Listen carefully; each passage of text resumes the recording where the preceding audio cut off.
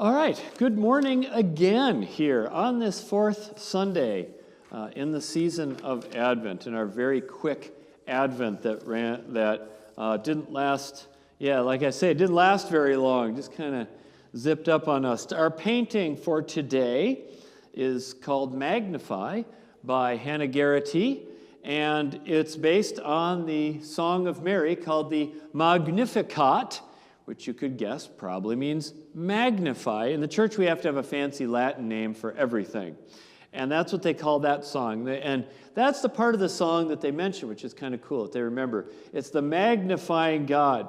This is also the time of the year when I do my usual bit where I talk about how Mary was a lot more interesting of a person in some ways than she gets depicted of in art, or that she gets talked about in church theology.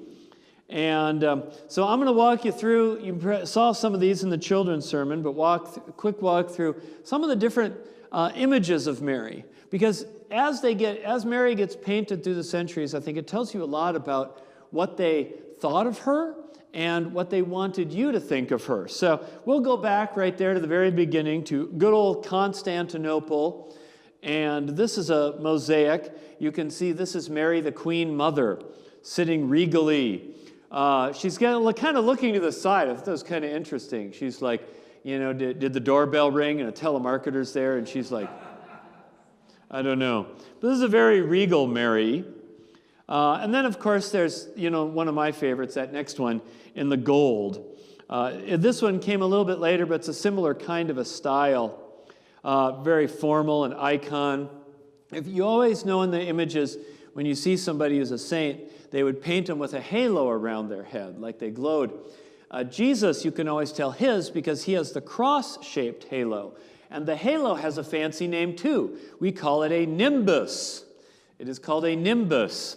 And if you have a cross nimbus, it is called a cruciferous nimbus, which is also the name of the broom that Jesus rode when he was in the final with South Slytherin in the Quidditch tournament.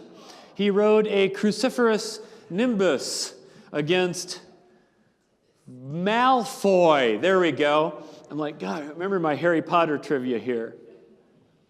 But there's a whole world also.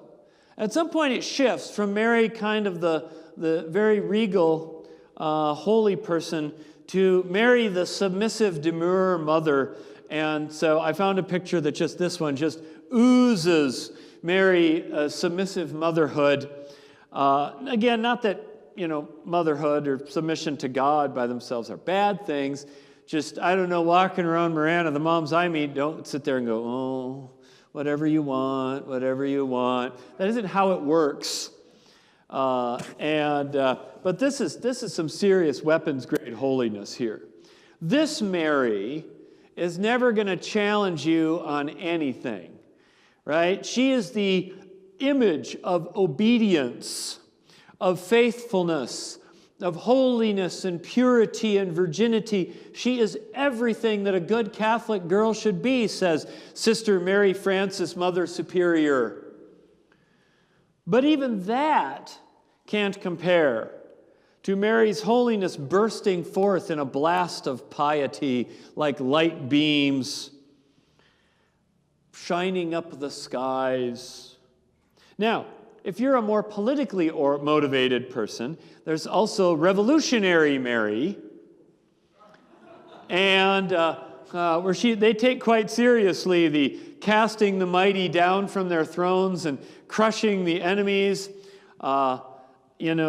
These are her words. I mean, it is in the Bible. I don't know how many enemies she ever crushed, but this is what she talked about in the Bible. You can imagine why the church hierarchy would much prefer the demure, submissive, obedient Mary to the criticize authority and wealth and economic system Mary.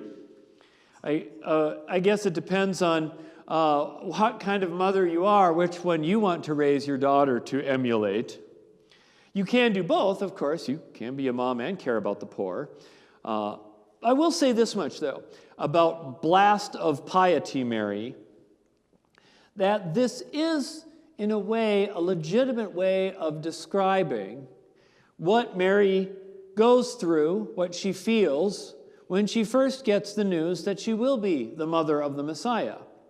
I mean, if you look again at Luke 1, what does it say?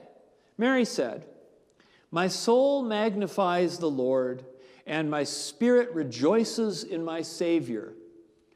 I mean, this is a really exuberant response. This is joy that's spontaneous. This is not someone who has just handed the news of a big life-changing, world-changing event and crossed her arms and went, "Okay, I guess so." This is somebody who's like, she's all in. This Mary's excited, and excited at a much more visceral level. This is not a Mary who's begrudgingly acquiescing to God's will.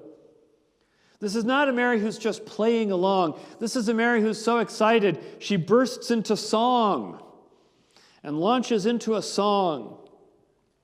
And this is a woman who's thinking about what she's wanted to change in the world, and now God's told her that you're going to be a part of changing it. This is excitement. This is like she's wanted to do something, and now she finally got the tool to do it, and she is ready to go. She is like that dad on Christmas Eve who gets that new shaper blade that he's always wanted to start making the crown molding. And he's wanted to make that crown molding for years, but his wife's always said, "We don't really need a shaper." And he said, "Oh, we got to have crown molding up there. It'll so totally make the house better." And he finally gets that shaper blade, and now the whole house is crown molding. And he's like, "You are going to get a beautiful mantle whether you like it or not." And he cherished that shaper blade, and he carries it out to the shop. That's how excited Mary is.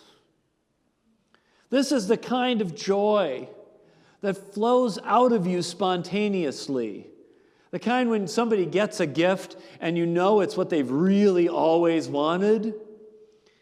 This is the joy of finally getting to realize what you've hoped for, what you've dreamed of.